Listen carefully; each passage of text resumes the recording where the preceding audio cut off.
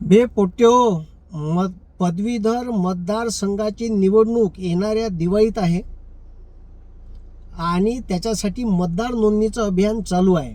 मी मागच्या वेळेस उभं होतो आणि मला भरमसाठ लोकांनी मतदान केलं, पण तेव्हा मी फारसं लोकांमध्ये प्रसिद्ध नव्हतो.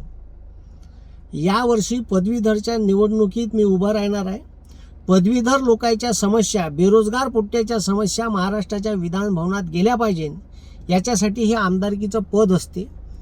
पण आतापर्यंत हे आमदारकीचं पद नितीन गडकरीचे वडील, देवेंद्र फडणवीसाचे वडील, नितीन गडकरी स्वतः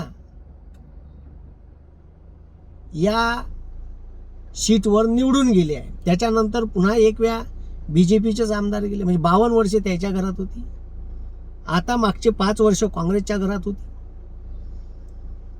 म्हणजे काँग्रेसकडे होती. आता या निवडणुकीत मी उभं राहणार आहे. मागच्या वेळेस उभं राहिल्यावर अनेक लोकांनी मला फोन केले का सर तुम्हाला मतदान करायचं आहे, मी ग्रॅज्युएट आहे, कसं करू. पण त्या बापूसाहेबांना मतदार यादीत नावच नव्हतं नोंदवलं. म्हणून आता त्याची मतदानाची निवडणूक प्रक्रिया सुरू झाली आहे. मी खालतं तुम्हाला एक लिंक देतो, त्या लिंकवरून तुम्ही ऑनलाईन सुद्धा आपला फॉर्म भरू शकता. त्याच्यात एक तुम्हाला तुमचा आधार कार्डचा फोटो अपलोड करायचा आहे. त्याच्यानंतर तुम्हाला तुमच्या डिग्रीची ठीक आहे, डिग्रीची सर्टिफिकेट किंवा फायनल इयरची डिग्रीची मार्कलिस्ट जोडायची आहे. डिग्री नसेल तर डिप्लोमा सुद्धा चालते, पॉलिटेक्निकचा, ITIचा, ॲग्रिकल्चरचा, नर्सिंगचा, फार्मसीचा डिप्लोमा असेल तरी चालते. तिसरं सर्टिफिकेट आहे मतदानाचं कार्ड. हे 3 सर्टिफिकेट आणि एक पासपोर्ट फोटो, ठीक आहे, ह्या तिथं अपलोड करायचं आहे. आणि हे या 31 मे पर्यंत ही प्रक्रिया 2026च्या चालू आहे. याच्यानंतर पुन्हा ठीक आहे ऑफलाईन आहे, फॉर्म नोंदणं चालू आहे. ऑफलाईन आता मी नोंदून राहिलो. ज्याला ऑफलाईन नोंदवायचं आहे त्यांना आपल्या फिनिक्स अकॅडमी वर्धाचं जे नवीन आता ऑफिस उघडलं नवीन बिल्डिंगमध्ये, तिथे येऊन फॉर्म घेऊन भरून आणून द्या.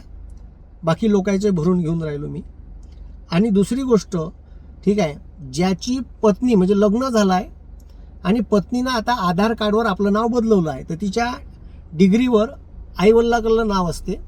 तर अशा वेळेस ठीक आहे काय करायचं, तर अशा वेळेस फक्त एक मॅरेज सर्टिफिकेट किंवा पॅन कार्डची झेरॉक्स किंवा पॅन कार्ड, ठीक आहे, म्हणजे मॅरेज सर्टिफिकेट किंवा पॅन कार्ड, ठीक आहे, हे एक डॉक्युमेंट तिला जास्त जोडावं लागेल. बाकीच्या लोकांना जोडायची गरज नाही. बाकीच्या लोकांना 3 डॉक्युमेंट, मतदान कार्ड, डिग्री सर्टिफिकेट, आधार कार्डची ठीक आहे फोटोकॉपी आणि एक पासपोर्ट फोटो, एवढं तिथं ऑनलाईन फॉर्ममध्ये तुम्ही टाका.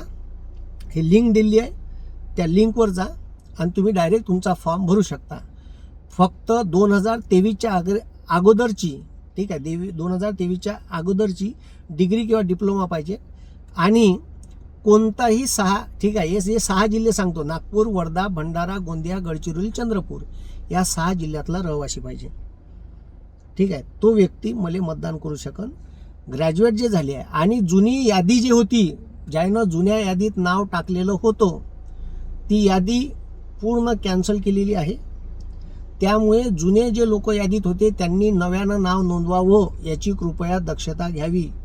ठीक आहे, नाही तर सर माझ्या मागच्या यादीत नाव होतं पण मग आता नाही, आता मी का करू. ते गेली यादी, नव्यानं सगळ्यांना नोंदणी करून घ्यायची आहे.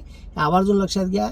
जे जवान पोरं ठीक आहे मला पाठबळ देते, ठीक आहे, ज्यांनी मला मोठं केलं, ज्या जवान पोट्ट्याचे शेतकऱ्याचे प्रश्न मी मांडतो, तर अनेक लोक ग्रॅज्युएट आहे पण नोंदणी करत नसल्यामुळे मग मतदार होत नाही.